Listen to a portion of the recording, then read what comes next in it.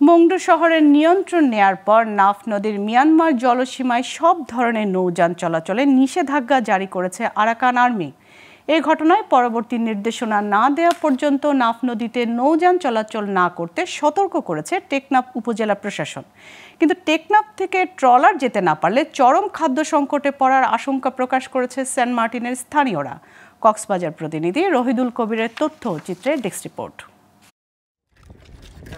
মিয়ানমারের চলমান যুদ্ধে মংডু শহর নিয়ন্ত্রণ নেয়ার দাবি করেছে দেশটির সশস্ত্র বিদ্রোহী গোষ্ঠী আরাকান আর্মি। ফলে বাংলাদেশ মিয়ানমার সীমান্তের ২৭০ কিলোমিটার অংশের কিছু অংশ আরাকান আর্মির নিয়ন্ত্রণে চলে গেছে। মংডু দখলের পর নাফ নদের আরাকান জলসীমায় অনির্দিষ্টকালের জন্য সব ধরনের নৌযান চলাচলে নিষেধাজ্ঞা জারি করেছে তারা। এই ঘটনায় নাফ নদের সীমান্ত অতি ঝুঁকিপূর্ণ বিবেচনা করে টেকনাফ সেন্ট মার্টিন নৌরুটে নৌযান চলাচলে সতর্ক করেছে উপজেলা প্রশাসন।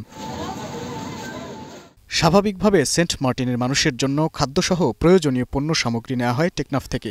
চলমান নিষেধাজ্ঞার কারণে টেকনাফের সাথে সেন্ট মার্টিনের নৌযোগাযোগ কয়েকদিন বিচ্ছিন্ন থাকলে খাদ্য সংকটে পড়তে পারে বলে শঙ্কা প্রকাশ করেছেন সেন্ট মার্টিনের স্থানীয়রা। আমাদের পণ্যবাহী যে ট্রলার স্থানীয় সার্ভিস বুটগুলো হুট করে মায়ানমারের ইস্যুটাকে কেন্দ্র করে যে বন্ধ করে দিয়েছে প্রশাসন, এটা আসলে পর্যটকদের জন্য কিংবা স্থানীয় 10,000 মানুষের জন্য সামনে খাদ্য সংকটের দিকে যাচ্ছে। আমাদের সেন্ট মার্টিনে অলরেডি 15,000-এর উপর মানুষ, তারপরে দৈনিক 2,000 করে পর্যটক আসতেছে।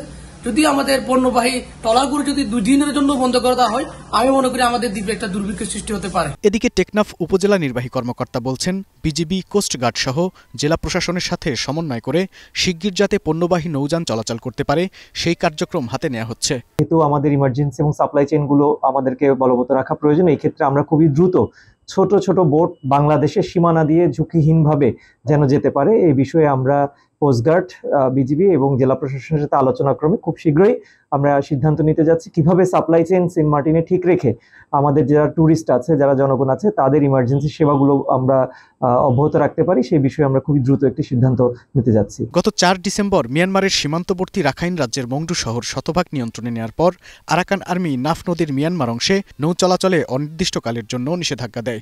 তবে নাফ নদীতে নিষেধাজ্ঞা থাকলেও কক্সবাজার থেকে বঙ্গোপসাগর হয়ে সেন্ট মার্টিনে পর্যটকবাহী জাহাজ চলাচল স্বাভাবিক রয়েছে। Global television news desk.